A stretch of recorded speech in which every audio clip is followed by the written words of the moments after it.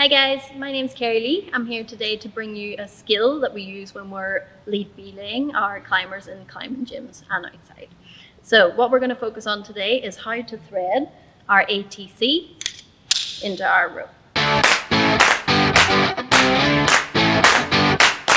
So what we have here is your standard ATC device, and then I've got another one here which is also an ATC, but this one has some grooves. This is the one that we're going to use today, and we're going to focus on this one.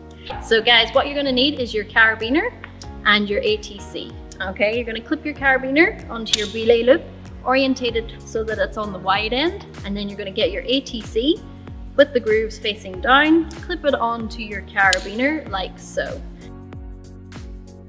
This bit of rope is going to be your climber's rope, and this will be attached to your climber. Okay, so let's just imagine that that's on your climber. Then you're going to get a bight of rope like so. All right, now the most important thing to remember at this point is that your climber is going to be on the top. We like to use a little phrase saying that the climber is close to your heart. Okay, so get the bight of your rope.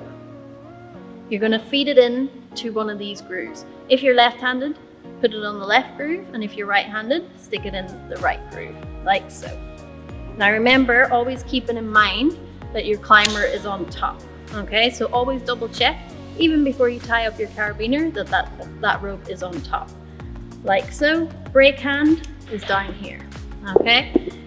That's all good, I'm happy with that. So next thing I'm gonna do is I'm gonna screw up my carabiner. Always give it a push test to make sure that it's closed. Now, as you can see, it's correctly orientated. The carabiner is facing down and the rope comes up top. Next thing, we're going to have our brake hand down here. Try not to keep your hand nice and close to this, because if your climber falls at any point in time, then your hand could potentially get sucked into the device. Okay, so we want to keep it nice and far down here. Your other hand, open hand and close, thumb up towards your climber. And then we're going to use a bit of a pull and push action whenever we're doing our lead climb belay. Okay, so pull, push. Okay, so when your hands are in this position, you want to resist the urge to bring the rope up and feed it down from the top.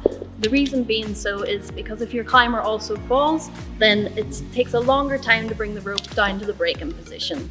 If you can, keep your braking hand down nice and low, and when you want to feed it, you're going to do the pushing and pulling action. And that's how we use our ATC when we're doing our lead belaying. Just make sure that you've really perfected your top rope belaying before you move on to your lead belaying. Okay, and it's really important, if you can, to get proper instruction as well before you jump on and do it yourself.